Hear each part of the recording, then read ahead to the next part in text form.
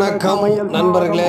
பன்னீர் gravy எப்படி பண்ணுறதுன்னா, அதாவது பன்னீரை வந்து க்ளீனாக கட் பண்ணி வச்சுக்கணும். அது கூட உருளைக்கிழங்கு சேர்த்துக்குங்க, ஒன்றும் பிரச்சனை இல்லை. தேங்காய் பால், அப்புறம் தக்காளியை பேஸ்ட் பண்ணி வச்சுக்கணும். அப்புறம் சட்னி தேவையானதெல்லாம் வச்சுக்கணும்.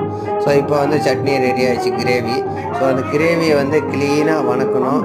நல்லா வணக்கிட்டு இருக்கும்போது கொஞ்சம் வாசனை ஃப்ளவர் வர மாதிரி இருக்கும்போது பன்னீர் எடுத்து போட்டுடணும். ஸோ பன்னீரை போட்டுட்டு நீங்கள் வந்து கடன்னு கடையக்கூடாது. ஸோ கடைஞ்சிங்கன்னா பன்னீர் வந்து உடஞ்சிரும். ஸோ பன்னீர் முடிஞ்சாலும் வந்து டீப் ஃப்ரிட்ஜில் ஐசியில் வைங்க. ஸோ ஐசியில் வைங்கன்னா பெட்டில் படுத்துக்கிற ஐசியில் வச்சிடாதீங்க. ஸோ அதேமாரி பன்னீர் வந்து ரொம்ப கிண்டக்கூடாது. கிண்டாத ஒரு அளவு மெதுவாக படுத்து லைட்டாக அப்படி பண்ணுவோம். ஸோ அப்போ அந்த கிரேவி வந்து பன்னீர் கிரேவி சூப்பராக வந்துடும், அருமையாக வந்துடும்.